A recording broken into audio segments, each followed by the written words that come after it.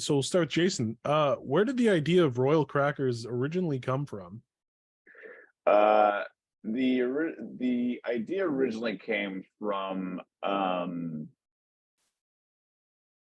at the time that we were starting to develop an idea for a new animated show.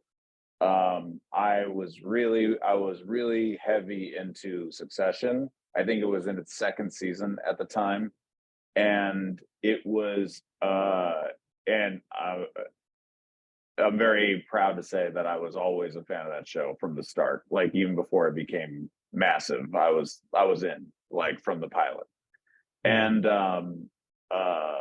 but I was a big fan of that show, and I guess I just remember watching it one night, and I remember thinking, like, wouldn't it be funny if you did a show where the stakes were this high for our characters in kind of vying for this top seat of the company, but the company was just a dog shit saltine cracker company that nobody cared about. Like that was kind of the impetus of the idea of just letting the audience be like, why do they care so much about and then just watching them fight tooth and nail for this top seat when it's like nothing to be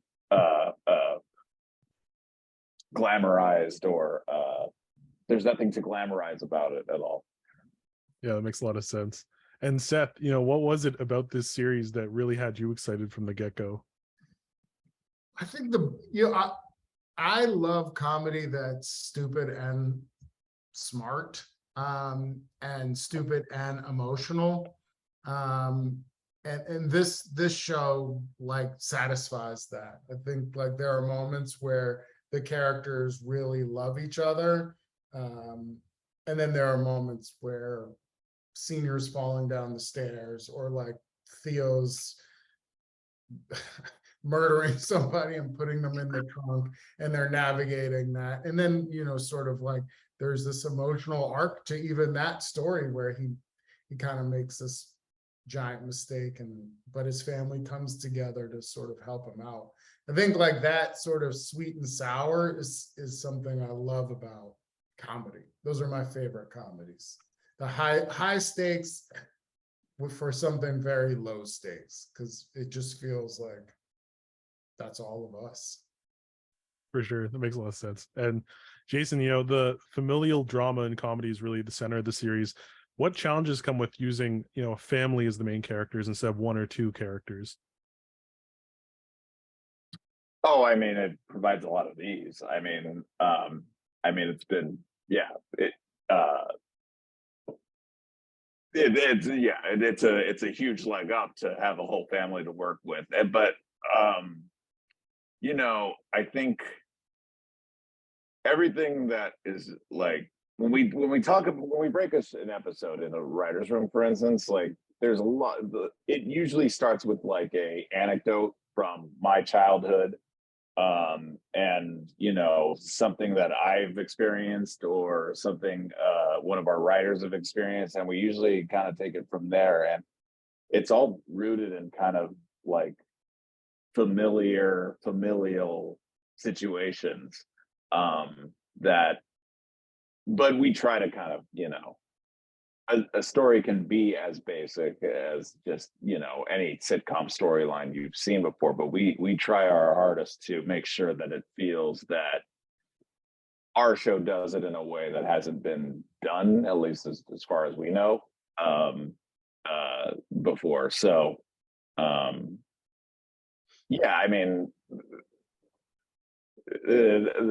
Seth just cited the episode where Theo accidentally kills somebody. It's like, that's an episode about a guy feeling like he's, one and done, and kind of struggling to tread water to stay relevant.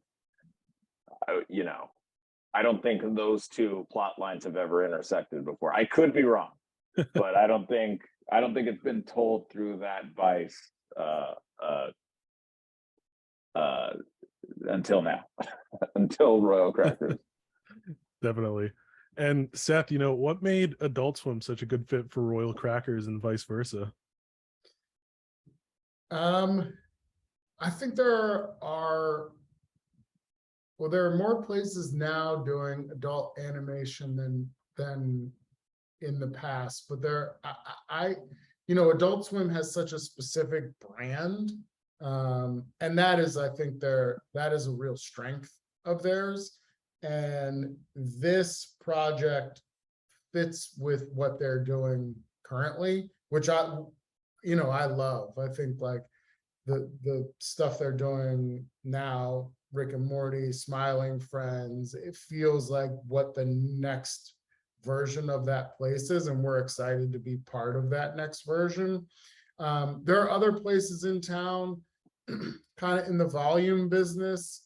The ones that are more sort of selective, I feel like their brands are still being kind of discovered. And so even though Adult Swim sits in this much larger ecosystem of like the Warner Brothers world, they still have such a unique voice.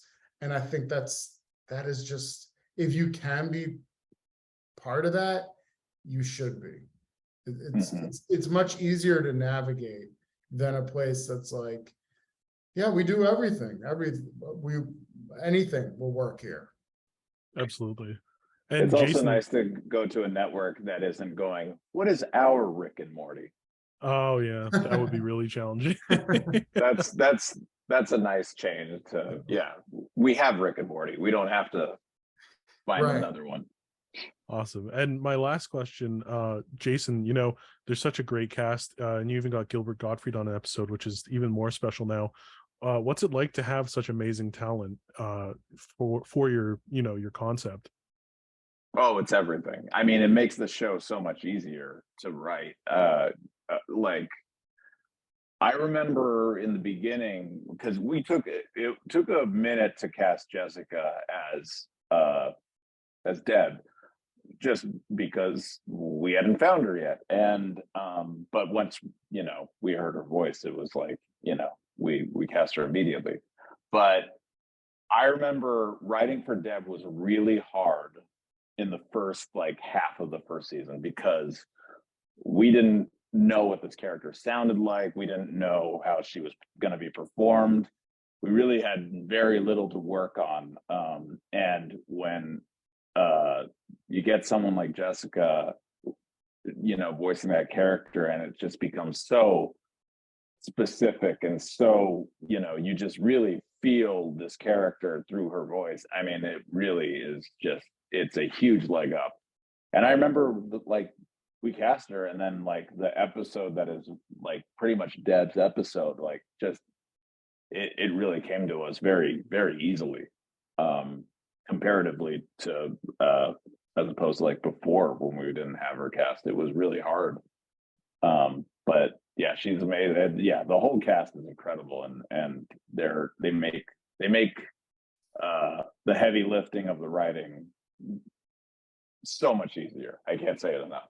They're incredible.